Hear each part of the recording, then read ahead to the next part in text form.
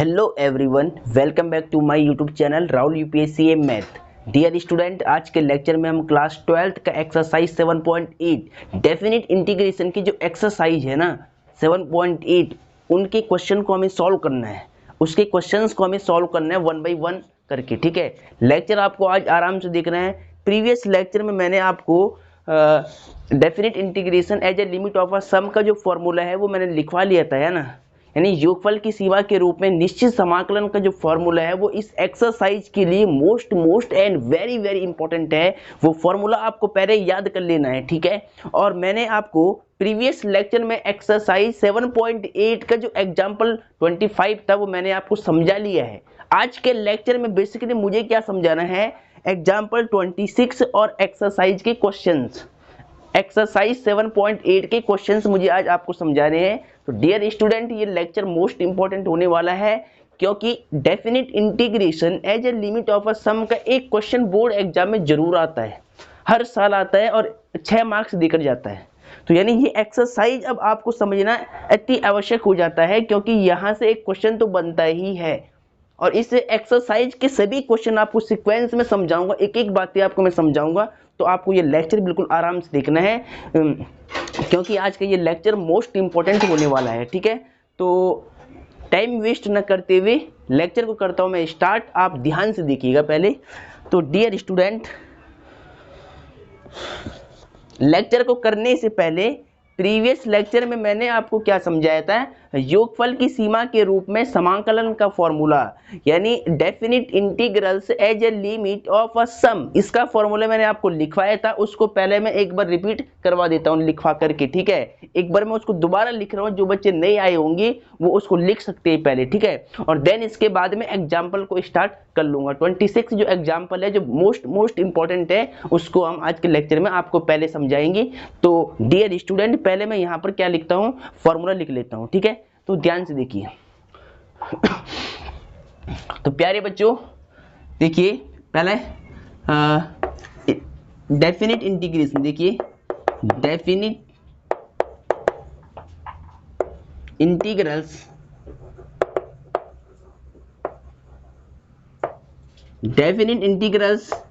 As the limit of a sum, यानी हिंदी वाले बच्चे क्या लिखेंगे, योगफल की सीमा के रूप में, योगफल की सीमा के रूप में, योगफल की सीमा के रूप में निश्चित समाकलन, योगफल की सीमा के रूप में निश्चित समाकलन। थोड़ा जगह नहीं है, मैं इसमें थोड़ा बड़ा बड़ा लिख रहा हूं ताकि आपको थोड़ा ध्यान रहे बात। समाकलन। तो डियर स्टूडेंट, मैंने क्या लिखा है कि डेफिनिट इंटीग्रेशन या integrals as the limit of a sum, यानी योगफल की सीमा के रूप में निश्चित समाकलन का फॉर्मूला। आपको केवल ये फॉर्मूला याद कर लेना है अच्छी तरह से। अगर ये फॉर्मूला आपको याद हो गया तो एक एक सवाल आपसे हो जाएगा, इजीली आपसे हो जाएगा सवाल। तो यानी सबसे मेन चीज है फॉर्मूला को याद करना, ठीक है। तो देखिए पहले इसका फॉर्मूला ये होता है कि limit a to b f of x dx is equal to limit h tending to 0 h f a plus h plus fa plus 2h and so on. ऐसा ही ये चलता रहेगा कहाँ तक, प्लस के f a प्लस में n माइनस में 1 इंटू में h तक। क्या लिखा है मैंने लास्ट वाली टर्म, प्लस का f a plus n minus 1 into में h, ठीक है। ये फॉर्मूला क्या है, definite integrals as the limit of a sum, योगफल की सीमा के रूप में निश्चित समाकलन का फॉर्मूला है a to b f x dx is equal to limit x tending to 0 h fa plus h plus fa plus 2h plus and so on fa plus n minus 1 into में h, ठीक है। अब where मैंने आपको ये बात लिखवाई थी, वेयर जहां वेयर को हिंदी माध्यम वाले बच्चे क्या बोलेंगे, जहां। देखिए जहां ये ए होता है ना, जो समाकलन के नीचे की साइड रखी जाती है, इसको बोलते हैं लोअर लिमिट। क्या बोलते हैं? Lower limit. और हिंदी वाले बच्चे ध्यान दें, निम्न सीमा। क्या बोलेंगे? निम्न सीमा। ठीक है, जो समाकलन के चिन्ह के ऊपर रखी जाती है इसको क्या बोलते हैं? बी को अपर लिमिट। क्या बोलते हैं? Upper limit. कल के लेक्चर में मैंने ये सिखाया है, फिर भी मैं लिख रहा हूं, जो बच्चे अगर नहीं आए होंगे वो सीख सकते हैं। अपर लिमिट यानी उच्च सीमा, यानी उच्च सीमा। और जो ये fx, ये एक ना फंक्शन है हमारे पास, ठीक है। और यहाँ पर एक फॉर्मूला आपको और याद करना होता है इस सूत्र के साथ में, ये वाला कि NH equal to B minus में ए। ये फॉर्मूला आपका हर एक सवाल में यूज होगा। NH बराबर बी माइनस ए वाला फॉर्मूला, वेयर जहां पर n क्या था? n था नंबर ऑफ रेक्टेंगल। जब हमने एक रीजन का, एक शेडेड रीजन का एरिया निकाला था, तो वहां पर हमने क्या किया था? उस रीजन को रेक्टेंगल की शेप में डिवाइड किया था। तो उन रेक्टेंगल की संख्या क्या होती है? नंबर ऑफ रेक्टेंगल n होता है, ठीक है। n को क्या बोलते हैं? नंबर ऑफ रेक्टेंगल्स, ठीक है। शॉर्ट में लिख रहा हूँ, बाकी मैंने आपको बेसिक लेक्चर में आपको मैंने समझा रखा है, आप वहां जाकर के वो लेक्चर देख ले, वहां आपको सारी बातें समझ में आएंगी, ठीक है। तो फिर भी मैं लिख रहा हूँ यहाँ पर, कोई नहीं ठीक है। नंबर ऑफ रेक्टेंगल को क्या बोलेंगे? आयतों की संख्या। h विड्थ यानी ब्रेथ ऑफ रेक्टेंगल। h क्या होता है? ब्रेथ ऑफ रेक्टेंगल, आयत की चौड़ाई। यहाँ मैं लिख सकता हूँ शॉर्ट में breadth, BREADTH, breadth of rectangle. Hindi वाले क्या लिखेंगे? आयतों की संख्या और आयत की चौड़ाई। जो छायांकित भाग का हमने क्षेत्रफल निकाला था, वहाँ हमने कुछ लिमिट लगाई थी। तो जो रीजन के बीच में जो हमने रेक्टेंगल बनाए थे, उस क्षेत्र के क्षेत्रफल को निकालने में, तो वहाँ पे हमने एक रेक्टेंगल, देखिए ऐसा हमारे पास एक ग्राफ होता था, ऐसे कर्व होता हमारे पास। तो ये a, ये b, x is equal to a पर और x is equal to b पर, और ये कर्व होता है y is equal to f of x, y is equal to f of x। तो इस जो रीजन को हमने रेक्टेंगल की शेप में क्या किया था? डिवाइड किया था। इसका क्षेत्रफल निकालने के लिए लिमिट सम के कंसेप्ट में हमने क्या किया था कि इस रीजन का क्षेत्रफल निकालने के लिए यहाँ पर रेक्टेंगल ड्रॉ किए थे। तो जो ये रेक्टेंगल बनाया है मैंने, ऐसे हमने इनफाइनाइट रेक्टेंगल यहाँ पर ड्रॉ की थी। एक रेक्टेंगल की जो विड्थ होती है, इनके बीच की चौड़ाई होती है, इसको हमने h बोला था, चूंकि मैंने यहाँ पर लिखा है। और जो नंबर ऑफ रेक्टेंगल, जितने भी रेक्टेंगल हम यहाँ पे ड्रॉ कर सकते हैं, उनको क्या बोलेंगे? आयत की संख्या n, नंबर ऑफ रेक्टेंगल्स, ठीक है। तो डियर स्टूडेंट, आपको ये सारा फॉर्मूला और इस फॉर्मूले के साथ में ये दो बातें और NH is equal to B minus a वाला कंसेप्ट तो आपको याद रखना है, क्योंकि ये सवाल, ये फॉर्म हमें हर एक सवाल में यूज करनी है। NH की वैल्यू हमें हर एक सवाल में रखनी पड़ेगी लिमिट सम के। तो इसीलिए आपको क्या करना है, इस फॉर्मूले के साथ NH की वैल्यू याद कर लेनी है, और इसमें ये देखना है कि निम्न सीमा क्या है। अपर लिमिट, यानी अपर लिमिट किसको बोलते हैं और लोअर लिमिट किसको बोलते हैं, ठीक है। तो इतनी बातें याद करने से आपका काम हो जाएगा। तो माय डियर स्टूडेंट, अब आगे देखिए, फॉर्मूला आपने नोट कर लिया होगा, आई होप आपको समझ में आ गया होगा। प्रीवियस लेक्चर आप मेरे देख ले, वहाँ पर आपको इसका सत्यापन भी दिख जाएगा। तो अब देखिए आगे, देखिए इसके बाद क्या करना है, एग्जाम्पल को सॉल्व करना है। एग्जाम्पल 26 को अटेम्प्ट करना है। इससे पहले ध्यान दीजिएगा, एक फॉर्मूला आपको और याद करना है। देखिए सीधा मैंने आपको क्या बताया था, तो डियर स्टूडेंट कि अगर कहीं पर, देखिए कल के लेक्चर में सारे फॉर्मूले मैंने आपको समझा लिए हैं, आप वो लेक्चर मेरा देख ले। और इस लेक्चर में केवल मैं एक फार्मूला अभी लिख रहा हूँ फिलहाल, जो मुझे यूज करना है। इस लेक्चर में मैं केवल एक फार्मूला लिख रहा हूँ जो मुझे फिलहाल अभी यूज करना है। बाकी जो फार्मूले मैंने इसीलिए किए हैं, आप इस लेक्चर के प्रीवियस लेक्चर में देख ले, ठीक है, तो आपको समझ में बात आएगी। देखिए अगर कभी भी आपको ऐसी कंडीशन मिल जाए कि लिमिट h टेंडिंग टू 0, ठीक है, e की पावर h माइनस में 1 अपॉन में, देखिए e की पावर h माइनस में 1 अपॉन में h, यानी जो एंगल जो इसकी पावर में दे रखा है, वो अगर वो नंबर अगर नीचे लिखा हुआ है, डिनोमिनेटर में लिखा हुआ है, तो इसकी वैल्यू कितनी होती है, 1 होती है। ये फॉर्मूला कई बार ऐसे हम यूज करते हैं कि limit h tending to 0 e की पावर x माइनस में 1 और x, जो इसकी पावर में है वो इसका डिनोमिनेटर में है यानी हर में है, तो इसकी वैल्यू क्या होती है, 1 होती है। ये दोनों बातें भी आपको याद रखनी है। अब डियर स्टूडेंट मैं एग्जांपल लेता हूँ, बाकी मैंने सभी फॉर्मूले आपको लिखवा ली, जितने भी फॉर्मूले यूज होने थे ना पूरी एक्सरसाइज के अंदर, वो मैंने आपको कल के लेक्चर में समझा ली है। आप वहाँ जाकर पहले उसको देख लें, क्योंकि अगर यहाँ पर मैं सारे फॉर्मूले अगर लिखूंगा दोबारा वो, तो ये लेक्चर हो लंबा हो जाएगा, इसीलिए मैं नहीं चाहता कि ये लेक्चर आज के भी लंबा हो ज़्यादा। इसीलिए मैं आपको कह रहा हूँ कि वो लेक्चर आप मेरा देख लें, आपको बात अच्छी तरह समझ में आएगी। चलो example 26 is very and most important. Example 26 is very and most important.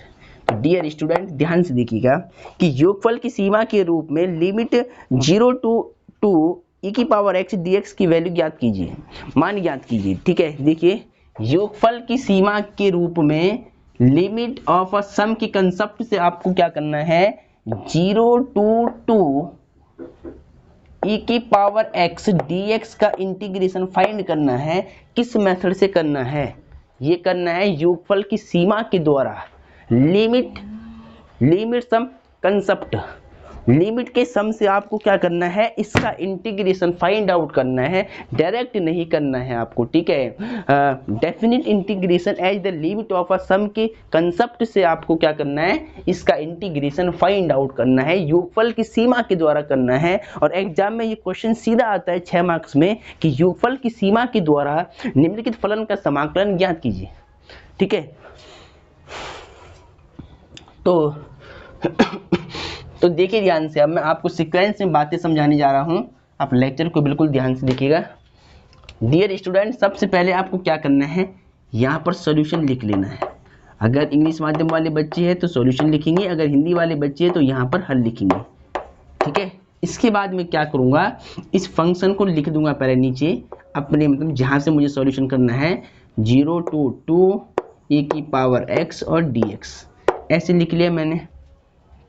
ठीक है, चाहे तो आप इस फंक्शन का नाम i भी रख सकते हैं, एक सुविधा के अनुसार एक सीक्वेंस में मैंने मान लिया लेट i बराबर, इस फंक्शन का नाम मैंने क्या रख दिया, i। इंग्लिश वाले बच्चे क्या लिखेंगे, लेट, ऐसे लेट i बराबर, इस फंक्शन का नाम रख दिया मैंने i फॉर इंटीग्रेशन, मुझे इसका समाकलन चाहिए तो मैंने इसको i मान लिया। ठीक है, चलो अब डियर स्टूडेंट आपको मैंने एक फॉर्म अभी समझाई थी फॉर्मूले की, कि अगर कोई भी इंटीग्रेशन इस रूप का दे रखा होता है a to b fx dx, तो यहाँ पर देखिए अगर मैं इस इंटीग्रेशन के क्वेश्चन की तुलना कंपैरिजन इस वाली फॉर्म से कराता हूँ तो मुझे यहाँ a की वैल्यू कितनी मिलेगी। देखिए यहाँ देखिए इंटीग्रेशन के सिंबल के नीचे 0 रखा है, यहाँ a रखा है, तो कंपैरिजन के पश्चात a की वैल्यू 0, b की वैल्यू 2, और जो dx से पहले लिखा जाता है वो होता है फंक्शन fx, और यहाँ dx से पहले क्या लिखा हुआ, e की पावर x, यानी जो fx की वैल्यू होगी वो e की पावर x होगी, a की वैल्यू 0 होगी, b की वैल्यू 2 होगी। सबसे पहले काम आपका क्या रहेगा, a b और fx की वैल्यू निकालना। ठीक है, तो देखिए यहाँ पे a बराबर कितना है, 0, उसके बाद b बराबर कितना है, 2, और उसके बाद जो fx आपका फंक्शन है वो क्या है, e की पावर x है, एक्सपोनेंशियल फंक्शन है, चरघातांक के फलन है, तो हमने उसको लिख दिया पहले। ठीक है, यहाँ तक आपको कोई भी समस्या नहीं होनी चाहिए। ठीक है, अब दूसरी बात क्या होती है, इसके बाद फॉर्मूला, इसके बाद देखिए आपको NH की वैल्यू भी निकालनी होती है, तो आपको मालूम है कि NH is equal to b minus A formula होता है, मैंने अभी लिखवाया आपको पीछे, तो NH is equal to b की वैल्यू कितनी है, ठीक है, b की वैल्यू की देखिए, b की वैल्यू 2 है और a की वैल्यू कितनी है, 0 है, तो यहाँ पर NH की वैल्यू कितनी आएगी, 2 में से 0 जाएगा 2 ही आएगी। NH का मान कितना आएगा, NH का 0, यानी NH का मान 2 आएगा, 2 में से 0 माइनस करना 2 ही आएगा। ठीक है, तो इस वैल्यू को भी आपको ध्यान रखना है। ठीक है, चलो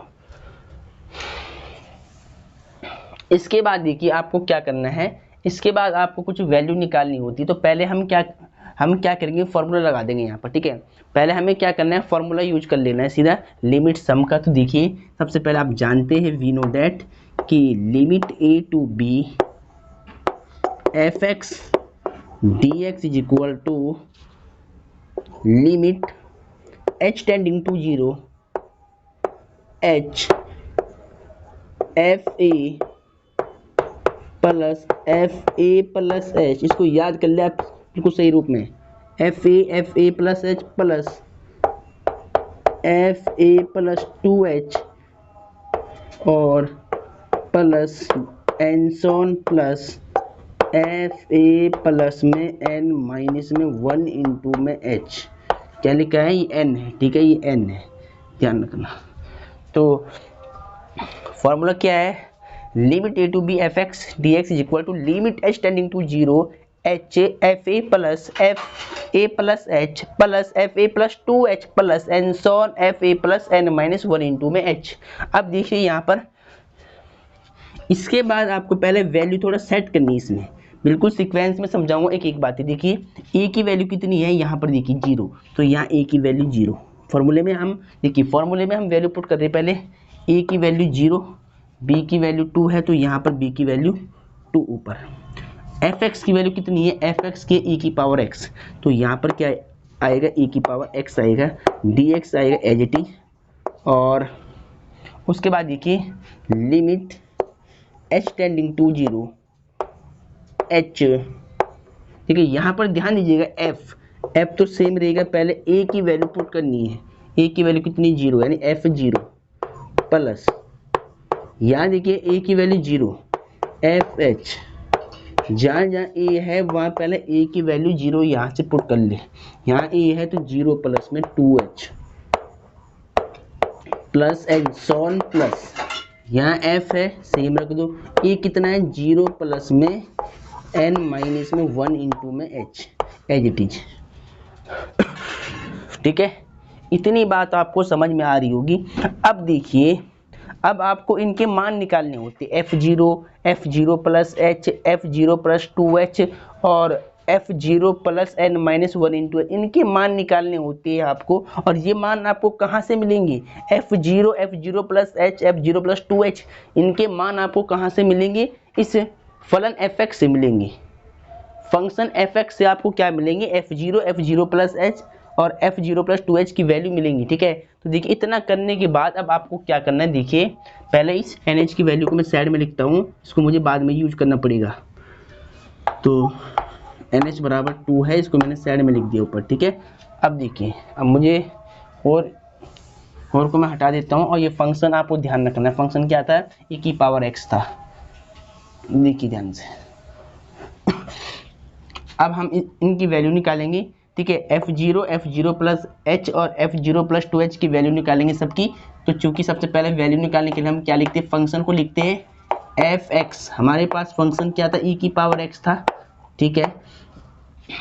अब देखिए इनकी वैल्यू निकालने में बच्चों को दिक्कत रहती है, तो देखिए यहाँ देखना, आपको यहाँ से सारी वैल्यू आपको यहाँ से निकालनी। देखिए f के आगे क्या लिखा हुआ है, 0 लिखा है पहले, तो यानी यहाँ पर x की वैल्यू 0 और यहाँ पर भी x की वैल्यू 0, यानी देखिए यहाँ पर देखिए पहले हमें f0 की वैल्यू चाहिए। अब f0 की वैल्यू हमें कब मिलेगी, जब हम x की वैल्यू 0 रख देंगे यहाँ पर, अगर x की वैल्यू यहाँ पर 0 आएगी तो f0 बन जाएगा और इसकी वैल्यू यहाँ पर हमें ज्ञात हो जाएगी। यानी यहाँ से आपको रखना है, f के आगे पहले 0 है तो यानी यहाँ पर भी आपको 0 और यहाँ पर भी आपको 0, x के स्थान पे 0, तो यानी e की पावर 0 की वैल्यू कितनी होगी, 1। जिसकी भी घात 0 होती है उसका मान 1 होता है, ये बात आपको पता है, ठीक है। अब दूसरे केस में देखिए कि देखिए अब यहाँ x के स्थान पर क्या रखना है, 0 प्लस h यहाँ पर, तो 0 प्लस h यहाँ पर भी रखेंगे। अब x यहाँ पर भी दे रखा है ऊपर, तो e की पावर में 0 प्लस h आपको यहाँ पर भी लिखना पड़ेगा। तो इसको जरा सॉल्व करेंगे तो क्या आएगा, e की पावर h आएगा, 0 प्लस h। उसके बाद f0 प्लस h हो गया, अब 2h वाला, यानी अब क्या करेंगे, x की वैल्यू ये वाली रखेंगे 0 प्लस 2h के लिए। देखिए यहाँ पर रखना है तो यहाँ पर हमने रख दिया, यहाँ पर भी रखेंगे तो e सेम मिलेगा, पावर में क्या रखना है, 0 प्लस में 2h, तो यानी सॉल्व करके क्या मिलेगा, e की पावर 2h ऐसे। ठीक है, अब एनसोन लगा लो पहले आप यहाँ पर, एनसोन। इसके बाद देखिए F0 plus n minus 1 into H की वैल्यू चाहिए, तो आपको यहाँ क्या लिखना है, F0 प्लस, देखिए x की वैल्यू आपको क्या रखनी है, जो f के आगे लिखा हुआ है 0 plus n minus 1 into H, 0 plus n minus में 1 इंटू में h, ठीक है, यहाँ पर भी। और x की वैल्यू यहाँ भी रखनी, पावर में तो e की पावर सेम रहेगा, देखिए e तो सेम रहेगा, लेकिन पावर में x के स्थान पर क्या रखना है, 0 प्लस में n माइनस में 1 इंटू में h, ठीक है। और इसको थोड़ा सॉल्व कर ले आप, देखिए e की पावर 0 तो हट जाएगा, ठीक है, e की पावर 0 तो हट जाएगा, तो n माइनस में 1 इंटू में h बच जाएगा आपके पास, e की power n minus 1 into h, ठीक है। अब इनके मान देखिए, F0 plus n minus 1 into H की वैल्यू यहाँ रख देंगे, और F0 प्लस h का मान ये वाला यहाँ रख देंगे इसके नीचे, और F0 प्लस h की वैल्यू यहाँ रख देंगे, और F0 की वैल्यू यहाँ रख देंगे, और इसको सॉल्व कर देंगे, ठीक है। चलो, तो यहाँ तक आपको पहले लिख लेना है, तो आपने लिख लिया होगा, ठीक है। अब थोड़ा मैं इसको रफ कर लेता हूँ क्योंकि मेरे पास जगह का शॉर्टेज है, ठीक है। तो देखिए पहले आप इसको मुझे रफ करना पड़ेगा, वैल्यू भी मुझे चाहिए होगी, ठीक है। तो डियर स्टूडेंट अब ध्यान दीजिएगा, 0 टू इंटीग्रेशन, देखिए थोड़ा एक लाइन में यहाँ लिख लेता हूँ पहले, देखिए 0 टू e की पावर x रख दी एज इट इज dx, ठीक है। देखिए ध्यान से, लिमिट h टेंडिंग टू 0, ये तो रहेगी एज इट इज, और h भी रख दी एज इट इज। अब देखिए ध्यान से, F0 की वैल्यू कितनी निकाली, F0 का मान है 1, तो F0 का मान यहाँ रख रहा हूँ 1 प्लस, उसके बाद देखिए F0 plus h, F0 plus h की वैल्यू कितनी है, e की पावर h है, तो यहाँ क्या रखूँगा, e की पावर h प्लस, ठीक है। अब देखिए F0 प्लस 2h, तो F0 प्लस 2h की वैल्यू क्या है, e की पावर 2h है, तो यहाँ पे क्या रखूँगा, इसकी वैल्यू इसके नीचे रख दी मैंने, e की पावर 2h। उसके बाद देखिए प्लस एनसोन प्लस, अब देखिए F0 plus n minus 1 into H की वैल्यू क्या है, e की पावर n माइनस में 1 इंटू में h, ये है। अब ब्रैकेट आप बंद कर ले पहले ऐसे, ठीक है। अब ये आपको सॉल्व करने हैं, इन सभी के मान हमने यहाँ रख दी, सूत्र में फॉर्मूले में पुटअप कर दिए है, अब इसको सिंप्लीफाई करना है, ठीक है। तो इसको हटा देते पहले। तो डियर स्टूडेंट आपको सारी बातें समझ में आ रही होंगी, आई होप, ठीक है। आपको बेसिक लेवल से समझाने की कोशिश कर रहा हूँ मैं, आराम से, बिल्कुल धीरे से। ये एग्जाम्पल वेरी वेरी इंपॉर्टेंट है। देखिए पहले इस क्वेश्चन को मैं ऊपर लिख रहा हूँ, देखिए 0 टू 2 e की power x dx is equal to, यहाँ देखिए लिमिट h टेंडिंग टू 0, पहले मैं सवाल ऊपर लिख रहा हूँ, ठीक है, ताकि आपको क्लियर चमकी। तो यहाँ पे देखिए 1 प्लस e की पावर h प्लस e की पावर 2h, ऐसे ही ये चलता रहेगा, ठीक है। e की पावर 2h, फिर आएगा e की पावर 3h, e की power 4h and so on करके, प्लस में फिर क्या था, प्लस e की पावर n माइनस में 1 इंटू में h, फिर ब्रैकेट ऐसे, ठीक है। जो ये सवाल नीचे चल रहा था, इसको मैंने एज इट इज ऊपर लिख दिया है, अब यहाँ से हमें सॉल्व करना है, ठीक है। चलो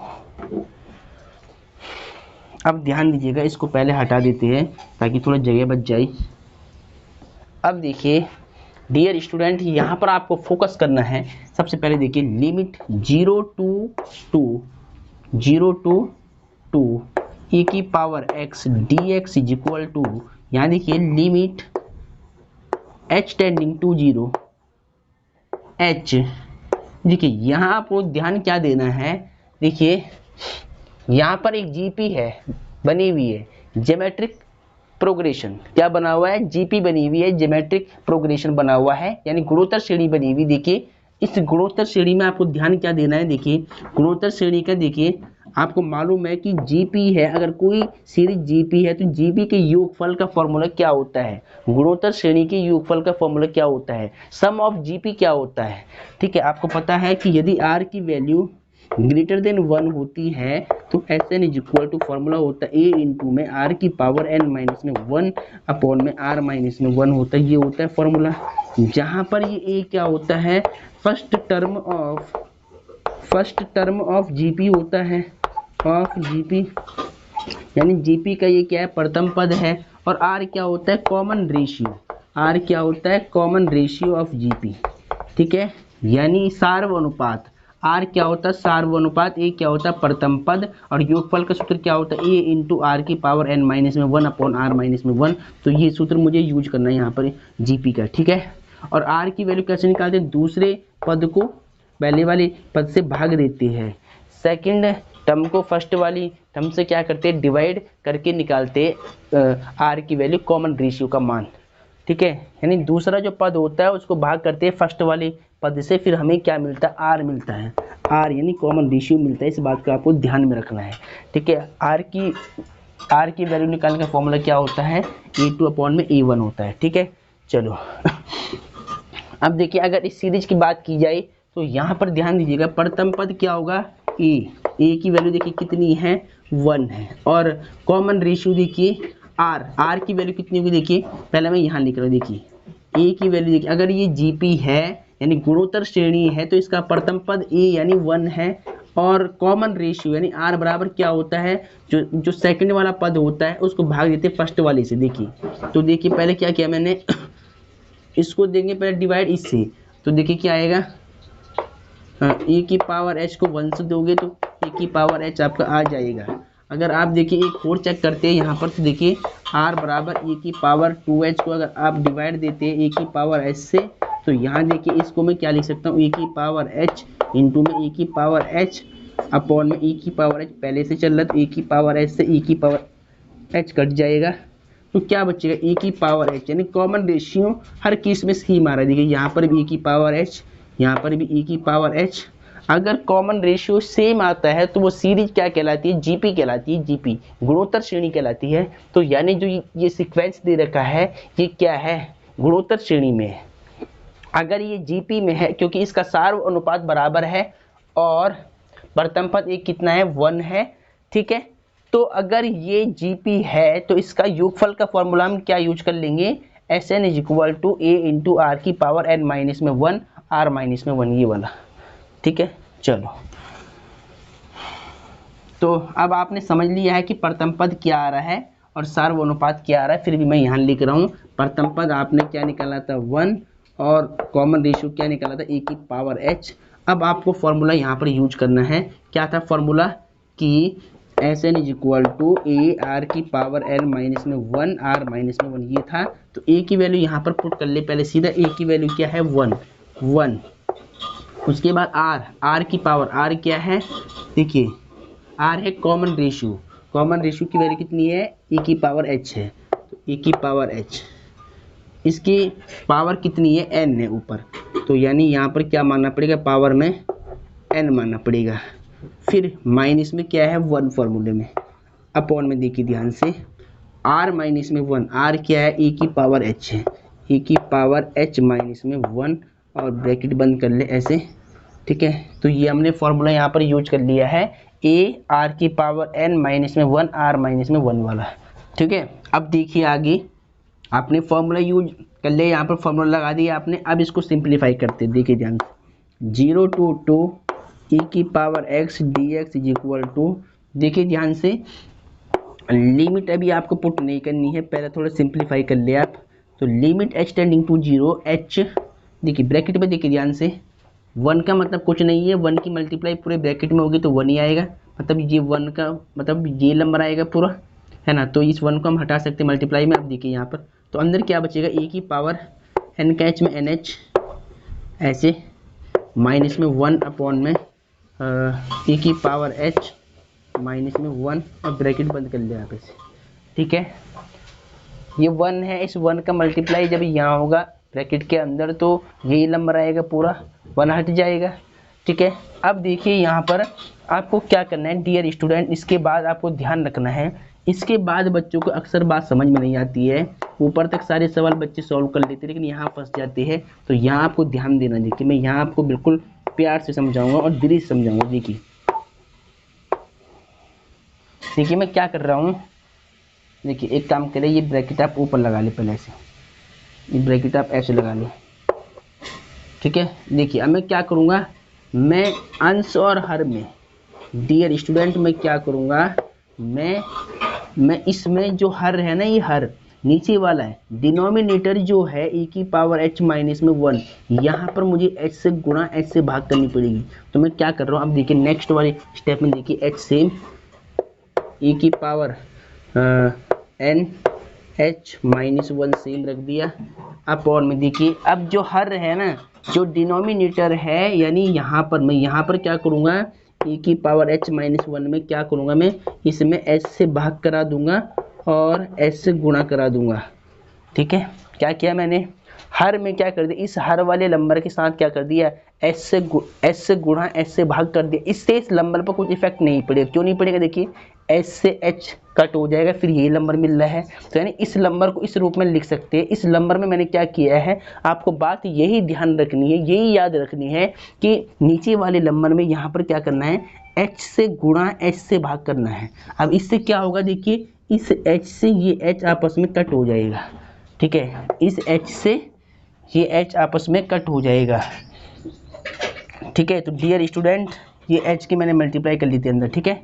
देखिए ये h था, इसकी इंटू पहले अंदर हो जाएगा, यहाँ पर आएगा h, तो ये h मैंने यहाँ लगा दिया, और फिर ये सेम रहा और ये सेम रहा। इस नंबर में h से गुणा h से भाग कर दी। अब इस h से ये h आपस में कट हो गया, इस h से ये h आपस में कट गया। अब क्या बचेगा, देखिए इसके बाद 0 to 2 e की पावर x dx की वैल्यू क्या बच जाएगी। ध्यान दीजिएगा, इस h से ये h हो गया कट, तो क्या बच गया हमारे पास, लिमिट h टेंडिंग टू 0। देखिए ऊपर क्या है, देखिए e की पावर nh माइनस में 1, और नीचे क्या है, देखिए e की पावर h माइनस में 1 अपॉन में h, इतना बन गया है, ठीक है। नीचे देखिए ये बच जाएगा आपको खाली, और ऊपर ये बच जाएगा ब्रैकेट में। अब देखिए NH की वैल्यू आपके पास 2 थी स्टार्टिंग में, NH का मान पुट करना है, तो देखिए limit h tending to 0, NH की वैल्यू क्या है, 2 है, तो यहाँ पर 2 रख दूंगा मैं, e की पावर में 2 और 1, और अपॉन में क्या चल रहा है, e की पावर h माइनस में 1 और h। अब देखिए e की पावर 2 माइनस 1 कॉन्स्टेंट है, तो ये जब बाहर आएगा तो क्या बन जाएगा, देखिए ये बाहर आने के बाद आपका ऐसे बन जाएगा, limit h tending to 0 e की पावर h माइनस में 1, ये ऊपर जाएगा, e की पावर h माइनस में 1 और h ऐसे बन जाएगा। और देखिए मैंने आपको एक फॉर्मूला आपको पीछे लिखवाया था, ठीक है, कि यदि अगर limit h tending to 0 e की पावर h माइनस 1 और h हो, यानी जो ऊपर पावर में दे रखा हो अगर नीचे दे रखा हो, कि मैंने पीछे आपको क्या फॉर्मूला लिखवाया था कि यदि limit h tending to 0 e की पावर h माइनस में 1 अपॉन में h, यानी पावर में जो नंबर लिखा है वही अगर इसके डिनोमिनेटर में है तो इसकी वैल्यू क्या होती, 1 होती। फॉर्मूला ये पूरा अभी मैंने लिखवाया था, जस्ट स्टार्टिंग में लिखवाया था, ये क्या होता है, फॉर्मूला होता है, इसकी वैल्यू क्या होगी, 1 हो जाएगी। अब इसका 1 से मल्टीप्लाई, तो e की पावर 2 माइनस में 1, ये आंसर आ जाएगा आपका, ठीक है। चेक कर ले आप। तो कंसेप्ट आपको यहाँ पर ध्यान देना है, ठीक है। मेन चीज़ है ये वाला फॉर्मूला, देखिए यहाँ पर ये वाला फॉर्मूला आपको याद रखना है, और ये याद रखना है कि यहाँ पर आपको अंश और हर में s से गुणा s से भाग करनी पड़ेगी, ठीक है, और फिर इसको तोड़ करके ऐसे लिखना पड़ेगा। तो डियर स्टूडेंट, ये क्वेश्चन आपको समझ में आ गया होगा, ये क्वेश्चन इंपॉर्टेंट है बहुत ज़्यादा, इसको आप पहले से भी लिख ले। तो डियर स्टूडेंट, सभी बच्चों को ये क्वेश्चन समझ में आ गया होगा, ठीक है। इसको ध्यान रखना, जो स्टेप मैंने समझाए हैं वैसे स्टेप आपको फॉलो करने हैं, ठीक है। आपको यहाँ पर ध्यान रखना है और वहाँ पर फॉर्मूला ध्यान रखना है, बाकी ये सवाल कुछ नहीं था। तो आई होप आपने नोट कर लिया होगा। चलो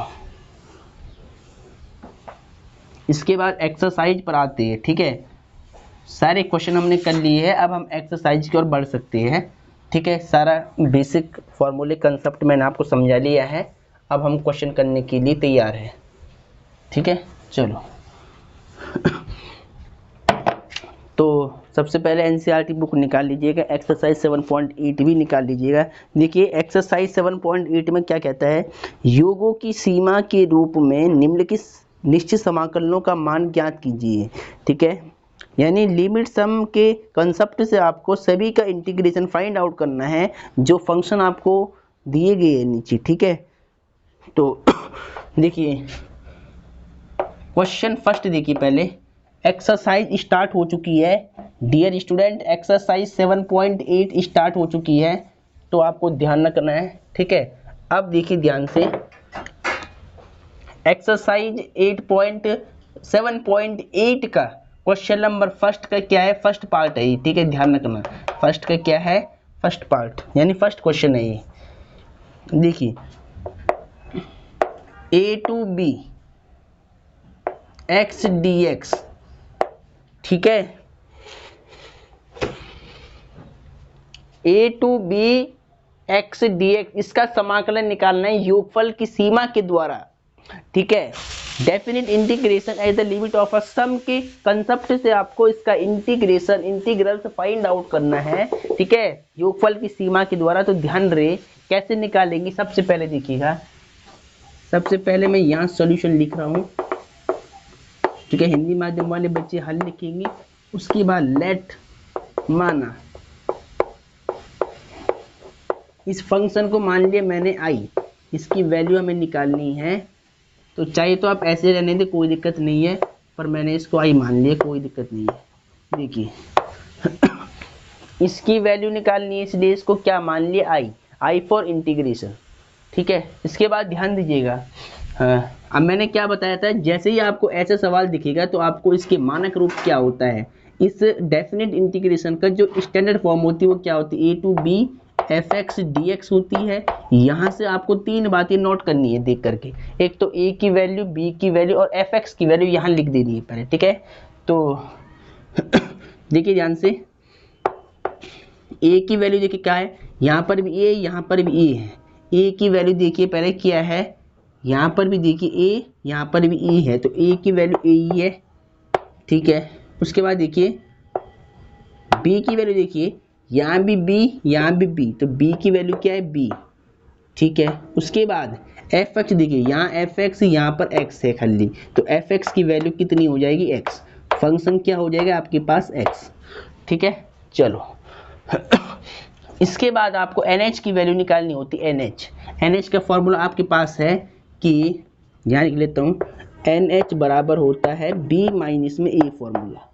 ठीक है, तो NH is equal to, B की वैल्यू कितनी है, देखिए B की वैल्यू B है और A की वैल्यू A ही है, तो यानी यहाँ पर रखने की जरूरत नहीं है। NH की वैल्यू क्या होगी, B माइनस में A, क्योंकि देखिए B की वैल्यू B और A की वैल्यू A है, तो यानी NH की वैल्यू क्या निकल जाएगी, सीधा B माइनस E निकल जाएगी।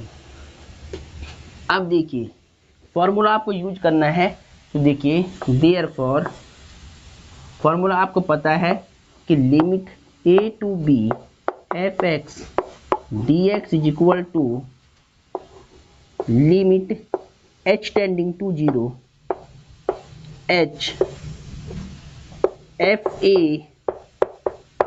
fa plus h plus fa plus 2h plus and so on plus fa plus n minus में 1 इंटू में h।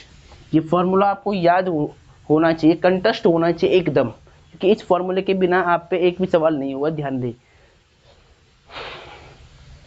इसके बाद क्या करना है, देखिए जहाँ a है वहाँ a की वैल्यू, देखिए a की वैल्यू a ही है तो a ही रहेगा, b की वैल्यू भी क्या है, b है, fx की वैल्यू क्या है, fx की वैल्यू है x, तो यहाँ पर क्या रखेंगे, x और dx सेम।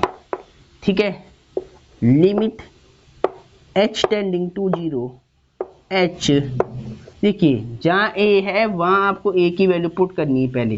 ठीक है, तो देखिए ध्यान से, a की वैल्यू तो a ही है, यानी ये a के रूप में दे रखा है। अब आपको सीधा इस फलन का मान निकालना है, तो इसका मान निकालने के लिए देखिए मैं क्या करूँगा,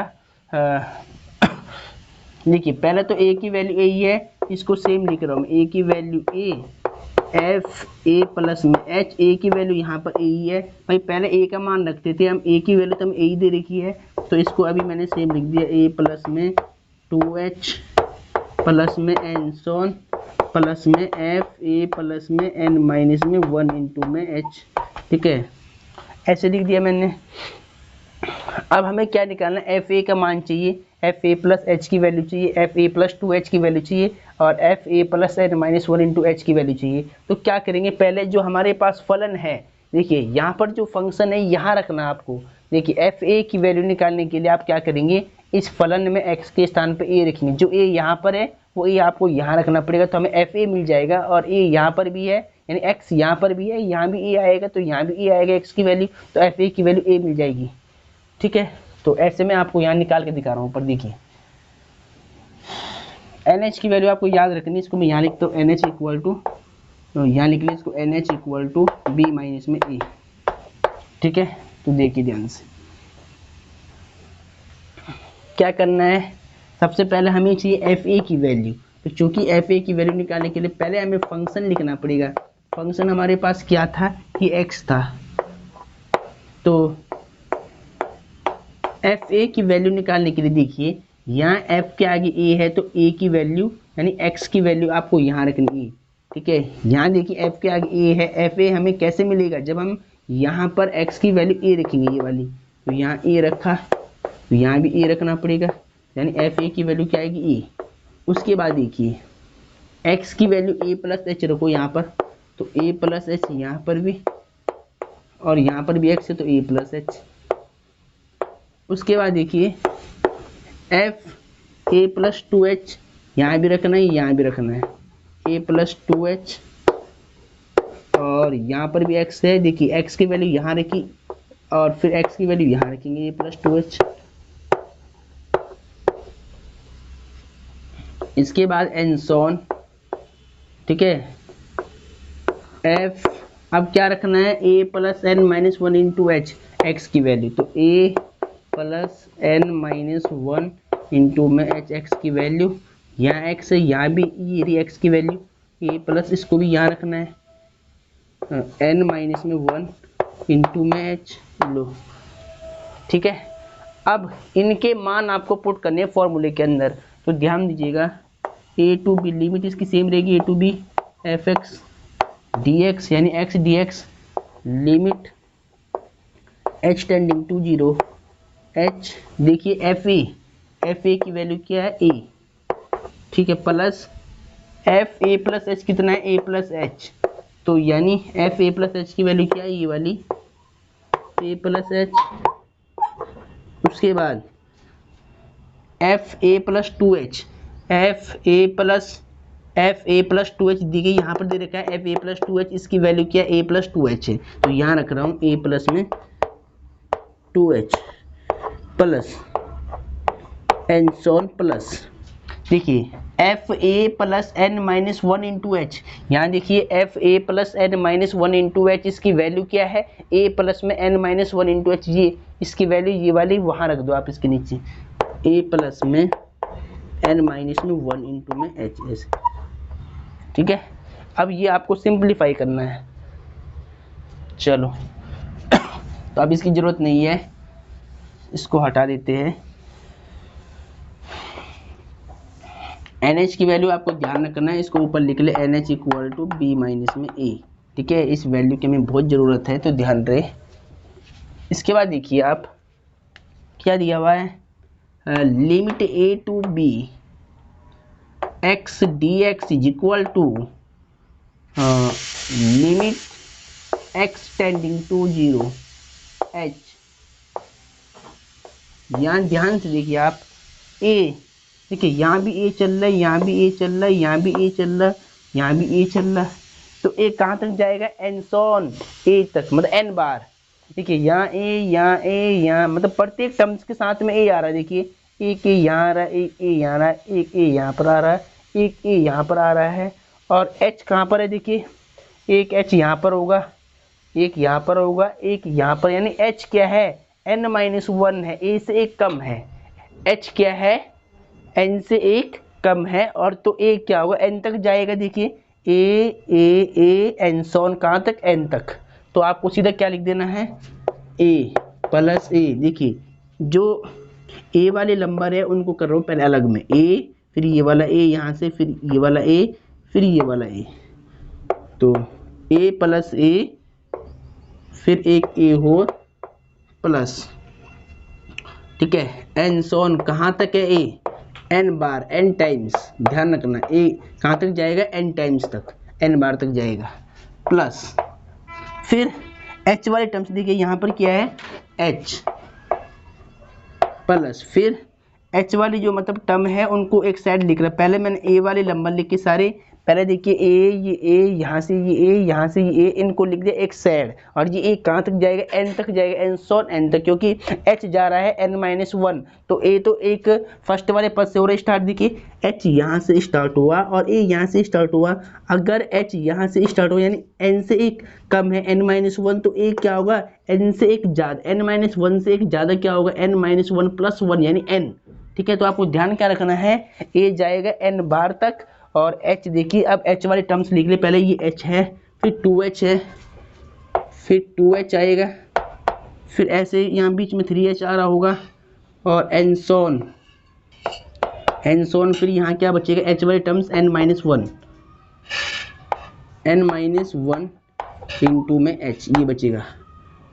ठीक है, तो बात आपको समझ में आ रही होगी कि a जाएगा n टाइम्स और h जाएगा n माइनस वन टाइम्स। ठीक है, a जाएगा n टाइम्स और h जाएगा n माइनस वन टाइम्स। आप खुद देख लो कि a देखिए h हो रहा सेकंड वाली टर्म से स्टार्ट, ठीक है, सेकंड वाली टर्म से h स्टार्ट हो रहा और ये हो रहा फर्स्ट से स्टार्ट। अगर h जा रहा है n माइनस वन तो a जाएगा n माइनस वन से एक ज़्यादा, यानी n minus one plus one, यानी minus one plus one cut जाएगा तो n तक जाएगा, यानी a कहाँ तक जाएगा, n सॉन n तक जाएगा और h कहाँ तक जाएगा, n माइनस वन तक। तो ये आपने यहाँ पे लिख लिया सीक्वेंस में। अब देखिए a to B x D x as it is, limit h tending to 0 h। देखिए अब मैं अगर आपको एक बात समझाऊं, देखिए अगर मैंने a प्लस a कर लिया तो क्या आएगा, a यहाँ पर कितने लिखे है, 2 लिखे है, तो 2 इंटू ए आएगा 2a। अगर a प्लस a लिखता हूँ तो a यहाँ कितने 3a है, तो 3a बन जाएगा, 3 इंटू a। अगर a मैंने बोल दिया कि n बार है, a प्लस a कहाँ पर है, n बार है, तो n e हो जाएगा। ठीक है, a कितनी बार है, n बार, तो a की मल्टीप्लाई n से n है। a कितनी बार है, 3 बार, तो a की मल्टीप्लाई 3 से 3 है। a कितनी बार है, 2 बार, तो a की मल्टीप्लाई 2 से 2 है। ठीक है, तो अब आपको बात समझ में आ रही होगी कि यदि अगर a n बढ़ जा रहा है तो क्या आएगा, n e आएगा, इसका योगफल सम कितना आएगा, n e। तो a कहाँ तक जा रहा है, n टाइम्स तक जा रहा है, तो यानी n e, क्या लिख देंगे इसको, n e प्लस। अब देखिए यहाँ पर h कॉमन आ रहा है, देखिए यहाँ भी h, यहाँ भी h और यहाँ भी h, तो यहाँ से मैं h कॉमन ले रहा हूँ, तो यहाँ क्या बचेगा 1। जब h कॉमन आएगा तो 1 बचेगा, यहाँ पे 2 बच जाएगा, यहाँ पे देखिए ऐसे बीच में यहाँ पे 3 बच रहा होगा, और एन सॉन फिर क्या आएगा प्लस n माइनस में 1 बच जाएगा। ठीक है, सभी पद से मैंने h कॉमन ले लिए, जितने भी यहाँ पर पद दे रखे सभी से क्या लिया, h कॉमन लिया, तो यहाँ से h कॉमन आया तो 1 बचेगा, यहाँ h कॉमन आएगा तो 2 बचेगा। ऐसे यहाँ पे 3h आ रहा होगा, 4h आ रहा होगा, है ना, तो यहाँ पे मैंने 3 भी मान लिया, कोई दिक्कत नहीं है, और ऐसे इसको लिख दिया। ठीक है, अब देखिए आगे, इसके बाद आपको क्या करना है, देखिए पहले ध्यान से आप देखिए, आपको बात समझ में आएगी, क्वेश्चन इंपॉर्टेंट है ये भी। देखिए a to B x D x is equal to limit h tending to 0 h। देखिए n a रख दिया as it is, plus h रख दिया सेम। देखिए यहाँ पर 1 2 3 plus and so on n minus one तक जा रही है, ये क्या है तुम्हारे नेचुरल नंबर है और n माइनस वन तक जा रही है, तो इसका फॉर्मूला मैंने आपको लिखवा रखा है। देखिए इसको हम क्या लिख सकते हैं, summation of sigma n minus में 1। ठीक है, इन सभी नंबर का योगफल चाहिए n माइनस वन तक, तो हम इसको क्या लिख सकते हैं, सिग्मा n माइनस वन, यानी समेशन n माइनस वन, ऐसे। ठीक है, अब देखिए पीछे अगर आपने देखा होगा बेसिक लेक्चर मेरा, तो मैंने वहाँ इन सब के फॉर्मूले आपको लिखवाए थे कि सिग्मा n-1 का जो सूत्र होता है वो n और n-1 अपॉन में 2 होता है, और जो सिग्मा n का फॉर्मूला होता है वो n और n प्लस में 1 अपॉन में 2 होता है। इसका उल्टा जस्ट अगर केवल सिग्मा n का चाहिए तो क्या होता है formula n into n plus 1 upon 2 होता है। अगर सिग्मा n-1 का सम चाहिए तो इसका फॉर्मूला क्या होता था n इंटू में n-1 अपॉन में 2। तो ध्यान रखना है, ठीक है। तो अब देखिए limit a to B x D x is equal to limit h tending to 0 h, यहाँ तो आगे एन ई। अब यहाँ देखिए ध्यान से h तो रख दिया मैंने सेम फिलहाल, ठीक है। यहाँ पे फॉर्मूला क्या यूज करना है आपको n, यहाँ पे n-1 अपॉन में 2 वाला फॉर्मूला आपको यूज कर लेना है यहाँ पर, ठीक है। अब क्या करना है, जो ये h है इसकी आपको मल्टीप्लाई करा दी ब्रैकेट में, और यहाँ पर ऐसी टर्म आपको चाहिए कि NH का रूप आपको दिख जाए। NH वाली टर्म आपको यहाँ पर बनानी पड़ेगी सबसे पहले, ठीक है। NH वाली टर्म आपको बनानी होती है इसके अंदर h का मल्टीप्लाई करा करके। चलो ये आपने नोट कर लिया होगा। अब NH की टर्म बनाने के लिए हम क्या करेंगे, h का मल्टीप्लाई करा देंगे बेसिकली अंदर, ठीक है। तो limit a to B x D x as it is, अब limit h tending to 0 integration था, ठीक है। Integration of a to B x D x is equal to limit h tending to 0 h। देखिए ध्यान से यहाँ पर n का मुझे मल्टीप्लाई करना है अंदर, देखिए h का मुझे करना है मल्टीप्लाई n के साथ में। तो देखिए क्या होगा n, पहले मैं a लिख रहा हूँ a n और h, ठीक है। इस h का आपको ब्रैकेट में मल्टीप्लाई करा देना है। तो पहले h का मल्टीप्लाई यहाँ होगा, तो पहले मैंने a लिख दिया, तो a लिख दिया, फिर n और h हो जाएगा प्लस, फिर इस h का मल्टीप्लाई यहाँ पर भी होगा, तो h का h में मल्टीप्लाई h स्क्वायर, क्या बचेगा n और n-1 अपॉन में 2 बच जाएगा नीचे ऐसे, ठीक है। अब इसके बाद ध्यान दीजिएगा integration of a to B x D x is equal to limit h tending to 0। अब देखिए ध्यान से यहाँ पर ये a मैंने सेम रख दिया, NH रख दिया अलग, ठीक है। इसकी वैल्यू है मेरे पास प्लस, देखिए यहाँ पर 2h है, एक h की मल्टीप्लाई यहाँ कर लो, h स्क्वायर का मतलब क्या है कि 2h होंगी, इसमें से एक h की मल्टीप्लाई तो मैंने यहाँ पे करा दी, n के साथ में NH हो गया, और जो एक h रह गया इसकी मल्टीप्लाई करा दी ब्रैकेट के अंदर, तो NH माइनस में h हो जाएगा ऐसे, ठीक है। एक बार और देखिएगा, एक बार फिर समझिएगा, देखिए यहाँ 2h है, एक h की मल्टीप्लाई यहाँ कर दिया तो NH हो गया, फिर एक h बचा इसकी मल्टीप्लाई करा दी इस वाले ब्रैकेट के अंदर n से भी 1 से भी, तो ये आपके पास आ जाएगा। इसके बाद देखिए NH की वैल्यू आपके पास है पहले से, तो मैं क्या करूँगा NH की वैल्यू पुट कर दूंगा। NH की वैल्यू आपके पास पहले से है, स्टार्टिंग में आपने निकाली थी, ठीक है।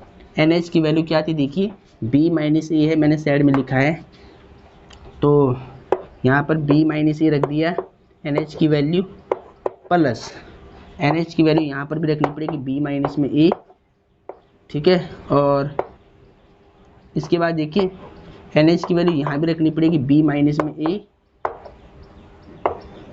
और फिर h, ठीक है।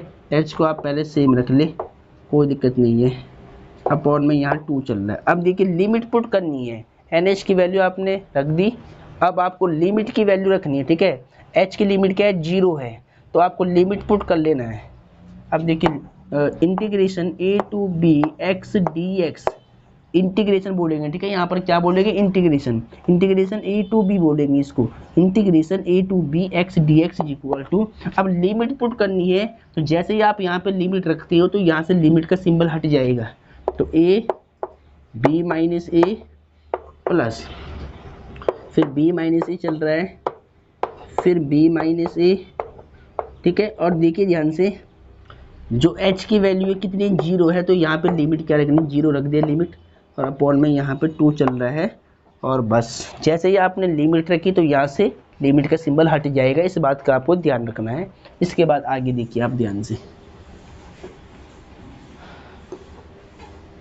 इसके बाद देखिए आपको क्या करना है, ऊपर लिख लेता हूँ पहले, लिमिट a टू b की वैल्यू चाहिए थी x dx। देखिए ध्यान से, यहाँ पर आपको लेना है एलसीएम, तो एलसीएम लेने के लिए इसके नीचे 1 मान लो, इसका मल्टीप्लाई यहाँ कर रहा है और इसका मल्टीप्लाई ऐसे होगा क्रॉस मल्टीप्लाई, और इसका यहाँ हो जाएगा। ठीक है, एलसीएम लेने के लिए मैं क्या करूँगा, इसका मल्टीप्लाई यहाँ कर दूंगा, इसका मल्टीप्लाई यहाँ और इसका मल्टीप्लाई यहाँ, तो 2 का ए में होगा तो 2a, फिर b माइनस ए चल रहा है, फिर इसका मल्टीप्लाई वहाँ करना है तो 1 टाइम वही नंबर आएगा पूरा, तो b माइनस ए, बीच में क्या प्लस है पहले, फिर b माइनस में a, उसके बाद यहाँ पर क्या बचेगा खाली b माइनस में a। उसके बाद देखिए इसका मल्टीप्लाई यहाँ भी करना है तो 2 1 जा 2, ठीक है, इतना बच जाएगा।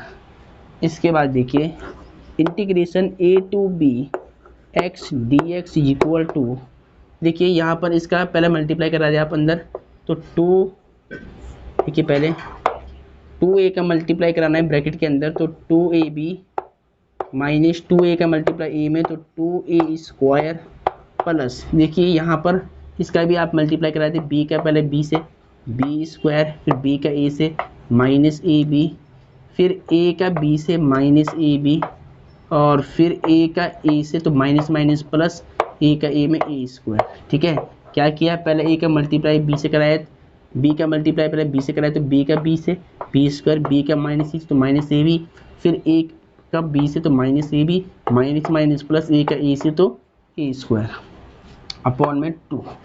ठीक है, अब देखिए आगे integration a to b x dx, ध्यान दीजिएगा x dx, देखिए यहाँ पर देखिए कट रहे कुछ, पहले आप इसको लिख रहे 2ab, फिर देखिए 2a स्क्वायर में से माइनस होगा a स्क्वायर, ये माइनस का ये नंबर प्लस का है, देखिए तो 2a स्क्वायर में से 1a स्क्वायर माइनस करना, तो माइनस का a स्क्वायर, माइनस की बड़ी वैल्यू है, प्लस b स्क्वायर चल रहा है पहले से, और minus A B minus 2ab, minus minus plus लेकिन सिंपल माइनस का, अपॉन में कितना होगा 2।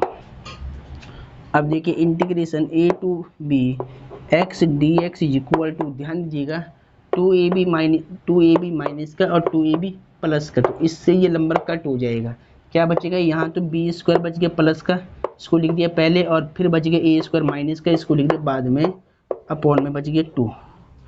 ठीक है, इस नंबर से ये नंबर कट हो जाएगा, b स्क्वायर को पहले लिख दिया, a स्क्वायर को बाद में लिख दिया।